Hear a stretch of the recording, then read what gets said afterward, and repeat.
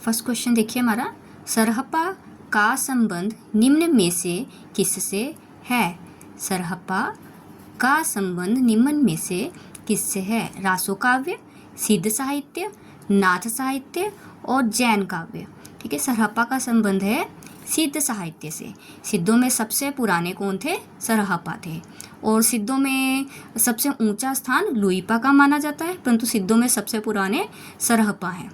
देखिए अगला क्वेश्चन, अपभ्रंश का वाल्मीकि किसे कहा जाता है? अपभ्रंश का वाल्मीकि किसे कहा जाता है? पुष्यदंत को, धनपाल को, शालिभद्र सूरि को और स्वयंभू को। किसे कहा जाता है?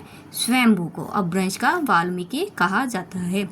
इनकी रचना है, स्वयंभू की रचना पौंचर्यों के लिए इन्हें अपभ्रंश का वाल्मीकि कहा जाता है। पौंचर्यों में इन्होंने भगवान राम के बारे में बताया है। ठीक है, उसी के आधार पर इन्हें अपभ्रंश का वाल्मीकि कहा जाता है। अगला क्वेश्चन, अपभ्रंश में कृष्ण काव्य के प्रणेता हैं। अपभ्रंश में कृष्ण काव्य के प्रणेता हैं। कौन है? देखिए, स्वयंभू, पुष्यदंत, शालिभद्र सूरि, हरिभद्र सूरि। ये है पुष्यदंत। ठीक है, पुष्यदंत जी ने भगवान कृष्ण के बारे में ग्रंथ लिखा था, जिसके लिए इनका संबंध कृष्ण काव्य से माना जाता है।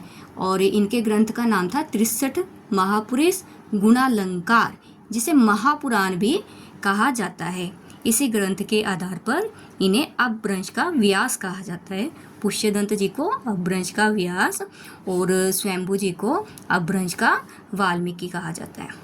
अगला क्वेश्चन देखिए, दोहा कोश के रचयिता हैं। दोहा कोश के रचयिता हैं लुइपा, जोइंदू, सरहप्पा और कबीर। दोहा कोश के रचयिता हैं सरहप्पा। ठीक है, ये अभी मैंने ऊपर सरहप्पा जी के बारे में बताया था कि सिद्धों में सबसे पुराने कौन थे? सरहप्पा। उनका प्रसिद्ध ग्रंथ है दोहा कोश। डिटेल नॉलेज के लिए आप मेरी वीडियोस देखते रहें।